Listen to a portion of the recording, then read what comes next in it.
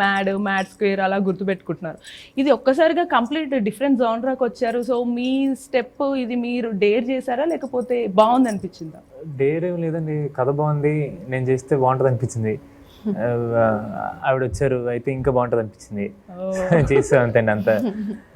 Cinema బాగుండాలండి, అది ఏ genre అయినా జనాలు చూస్తారు, అది జస్ట్ సినిమా బాగుండాలి ఫస్ట్. ఆ బాగుంటుంది అనే కాన్ఫిడెన్స్ వచ్చేసింది, వెంటనే స్టార్ట్ చేసుకున్నాం. బట్ బిఫోర్ ఆడియన్స్ ఎక్కువగా కొంచెం నవ్వుకుందాం బాగా లైఫ్లో అన్ని చిరాకులు ఉంటాయి కదా, కాస్త నవ్వుకుందాము అని వెళ్ళినప్పుడు మరి ఇది కొంచెం సస్పెన్స్ ఎక్కువగా అనిపిస్తుంది, ఈ ఫన్ ఇదంతా మరి సంగీత్ నుంచి ఏమన్నా మిస్ అవుతామా అని అనుకుంటూ ఉంటారు. మరి దాని మా ప్రమోషన్ చూస్తే మీకేమనిపించింది చెప్పండి? మేము నవ్వుతూనే ఉంటాం. నేనైతే ట్రైలర్ చూసినప్పుడు ఒక మాటకి నవ్వొచ్చిందంటే ఓ స్త్రీ రేపురా అన్నప్పుడు నాకు ఎంత నవ్వొచ్చిందంటే అప్పట్లో అందరు ఇంటి ముందు టీజర్ చూసి నవ్వారు కదండి, అవే ఉంటాయి సినిమాలో.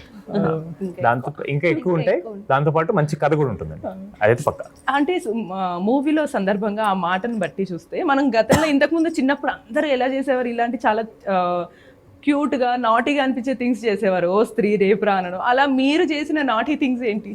అది నాటి థింగ్ అండి బాబు, అది నాకు నమ్మకం అండి, నిజం కొన్ని చోట్ల నమ్ముతారు.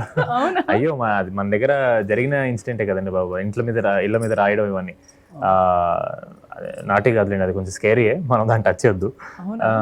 మీరు నిజంగా నమ్ముతారా అది? లేదు నమ్మనండి,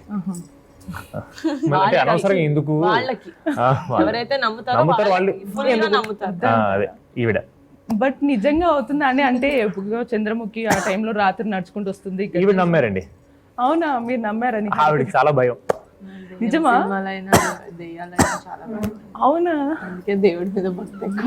నేను నమ్మను, కానీ నమ్మను 10 సార్లు అంటే దయ్యానికి ఈగో హట్టే వచ్చేస్తేమోనని ఎందుకు అనవసరంగా. ఓ ఇలా కూడా ఉంటుంది, ఎందుకైనా మంచిది రెచ్చగొట్టుకున్నాను రెచ్చగొట్టుకో ఉంటుంది.